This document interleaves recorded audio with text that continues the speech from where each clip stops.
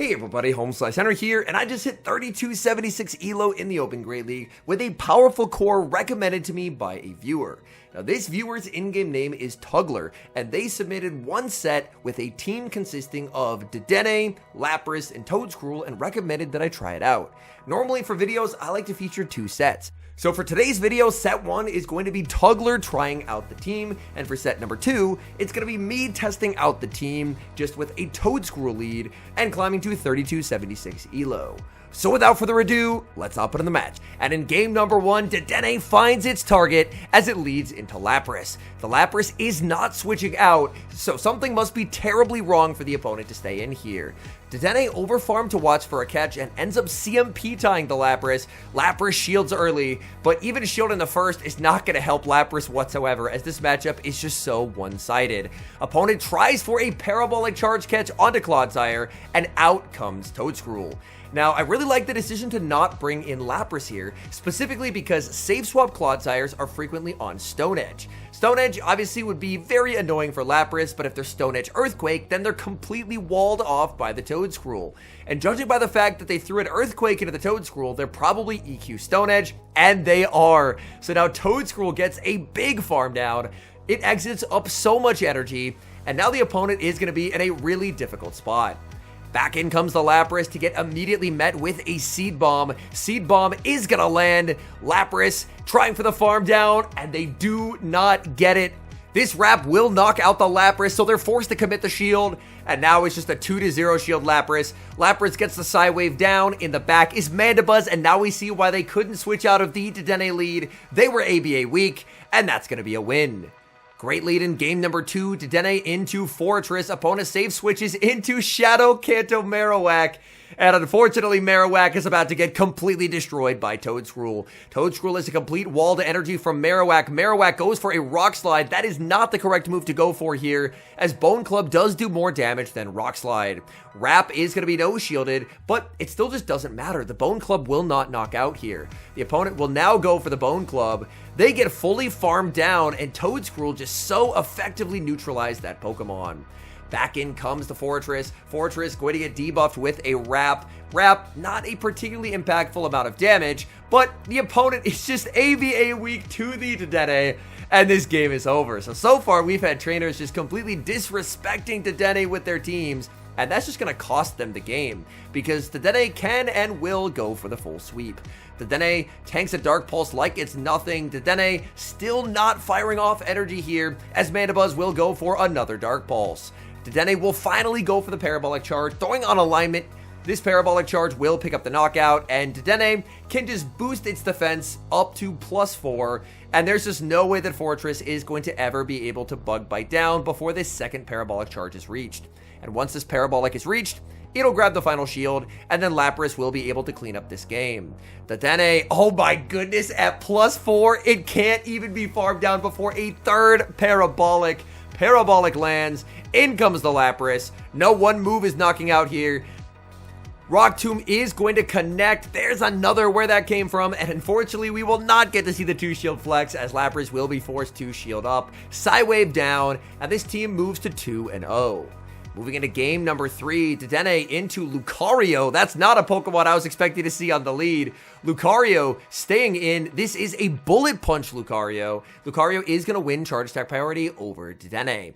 They're able to buff up their attack, so their attack boosts are going to keep pace with the defense boosts from the Dedenne. Well, not if they no shield and just get farmed down, then they definitely will not. Lucario out of the picture. In comes Diggersby, and here I think I would have probably preferred a pivot out. Even though Lapras is the hard counter, the fact that they stayed in that matchup means they're weak to Dedenne in the back. So I think I would have preferred a pivot into the Lapras just to see what the opponent had. Fire Punch will not knock out Dedenne, but they can't make the play rough, and now in comes Lapras. Lapras is very behind on energy in this matchup because Diggersby could overfarm so much. Scorching Sands is going to land. We do see the Sparkling Aria, but the opponent makes a catch onto Azumarill, and now we see why saving the Dedenne would have been very, very helpful. Because with Dedenne, Azumarill would just get completely shut down. Toedscruel is still going to do great here thanks to running Seed Bomb, as Seed Bomb is going to keep pace with the Ice Beam, and the Mud Slaps will add up over time. Ice Beam does not knock out a Toedscruel from full HP, but it's double super effective, so you best believe Toedscruel will be putting up a shield. Toedscruel now gets to fire off the Seed Bomb. The second Seed Bomb is one cheaper, able to outpace the Azumarill. Azumarill making one final Ice Beam. Toedscruel is just going to let itself get KO'd, and in comes Lapras. Lapras able to get the full side wave down. In comes Diggersby, but at this point, it's hopeless for the opponent. Even if they land the Scorching Sands, it will not knock out, and we see a Fire Punch Fake Call. It would have been a close endgame, but I still think Lapras would have taken it even if the Scorching Sands landed. But now, it is extremely over. What a terrific bait call there, and Lapras will clean up this game, even with not pivoting out after the Diggersby came in, still able to put together the pieces and find the win con. Great lead for Dedenne as it leads into Greninja. There's going to be a safe switch into Galarian Weezing, and Weezing will be answered with the Toedscruel. Toedscruel would not appreciate an overheat. We see no overheat respect. That's the overheat. Toedscruel gets rocked, barely able to hang on and make a wrap. Wrap will not knock out here, but the opponent is going to put up a shield, and now in comes Dedenne. It's probably overheat plus sludge. A sludge would still inflict quite a lot of damage at -2. And unfortunately, losing switch is really rough here, because if they're leading Greninja, they should have a pretty good check to Dedenne in the back. But I eat my words. Apparently, this ELO range, people are just non-stop AVA week 2 Dedenne as they bring in a Corviknight. This is not a check to Dedenne by any means. Corviknight will get to fire off the Iron Head. Oh, they actually go for a Sky Attack there, so I guess they're on Sky Attack and Payback, and they're just getting fully farmed down by the Dedenne. Dedenne just has charge attacks for days here. There's not much the opponent can do. They bring in the Weezing. That's getting KO'd. Then they're going to bring in the Greninja. That's going to get KO'd as well. Greninja getting hit with the Play Rough, and this is just so over. Dedenne gets the full sweep after Toedscruel gets overheated, and that's going to be a win. We move to the final battle of the set, Dedenne into Dewgong, and it's a pretty nice lead for the Dedenne. Obviously, Dedenne will be able to outpace in this matchup, but Dewgong has the ability to bait with Icy Winds to apply attack debuffs and land super effective damage with Drill Run. Dedenne no shields, calling the Icy Wind bait. That works out very nicely. Unfortunately, Dedenne does end up throwing on 3 here, which means an Ice Shard does sneak through for the Dewgong. Dewgong with the double shield, they are making getting rid of Dedenne an absolute priority. Dedenne now at -2 attack. There's going to be the safe switch into Lapras, answered with a Bastiodon. Now, this would definitely be preferred to be aligned onto the Toedscruel, but Lapras can still put up a pretty nice fight, as Lapras will be able to make a second Sparkling Aria. This is not going to be enough to pick up the knockout, but it's going to get Bastiodon deep into the red. Bastiodon will be forced to throw energy. Lapras now with a decision to make. Lapras choosing to let this go. They will get KO'd. In comes Dedenne. Dedenne will get to the Parabolic Charge, not wanting to reveal the Toedscruel. Toedscruel obviously very, very weak to that Dewgong. In comes the Dewgong. Dewgong trying for the farm down. They don't get it. They switch out. They make a catch on a Talonflame. But this is really, really rough for Toedscruel in the back. Toedscruel, these Mud Slaps are single resisted. Toedscruel is going to have to respect this, as a Brave Bird would do way too much damage. It's a Flame Charge from the opponent, ramping up their attack. They get farmed down. It's going to be Seed Bomb launched at the Dewgong. Has Dewgong taken enough damage throughout the course of this match? Yes, it has. Seed Bomb picks up the KO, and that is going to be a 5-0 set with the team. Next up, I'm going to be showcasing me testing out the team. Now, I did decide to use Toedscruel as the lead for this version of the team, just because I was seeing a lot of Marowak leads with Bastiodon in the back, and those kind of teams just get completely folded by Toedscruel. My opponent will be able to make double Hydro before I can get a farm down here, so I am just going to look to switch into the Lapras, and we do get the catch. That's very nice, as Blastoise has effectively been neutralized for the remainder of the game. Out comes Galarian Corsola. Galarian Corsola, I don't have a Ghost Resist on this team, so it's a bit scary for this team to see. I will fire off that Sparkling Aria. That's going to inflict some pretty nice damage. Nice counting by my opponent. I assume I probably live a Power Gem here, but I decide not to risk it. Instead, I would just like to try and get this Corsola lower. So I'm going to be firing off this Sparkling Aria. This should be getting the shield back from the opponent, and they will be forced to throw energy. Lapras will barely get outpaced. Terrific counting by my opponent. Nightshade will connect and pick up the knockout. In comes Dedenne, opponent only 3 off a move, so they will actually outpace by a singular turn, and I will use the final Protect Shield of the match here. Opponent is going to pivot. They have Drapion as their final Pokemon, and this is looking pretty good for me. I'm able to land the Parabolic. That's going to do very big damage, and I will get to Parabolic number 2. This does mean that I will be able to survive the Aqua Tail that they throw here. It's going to be a pretty comfortable survive, and then my opponent will be forced to fire off a move, because if they overfarm, then Dedenne is just going to win charge attack priority. They end up overfarming, predicting maybe that I'd try and switch, but I don't. I just stay in, take the knockout, farm down the Blastoise. All that's left is the Galarian Corsola, and my opponent is going to resign the match. We see a dream lead in the next match, Toedscruel versus Shadow Marowak. These are the kind of teams that Toedscruel loves to see. Opponent safe switches into Furret, and I have a great response available with Dedenne. Furret is, of course, going to be firing off the Trailblaze, looking to ramp up their damage as much as humanly possible. Realistically, I don't even need alignment, so if my opponent decides to give up shields for switch, I'm pretty happy that that happens, because obviously I have Toedscruel and Lapras, both of which have winning matchups into the Marowak. So I don't necessarily care a ton about swap.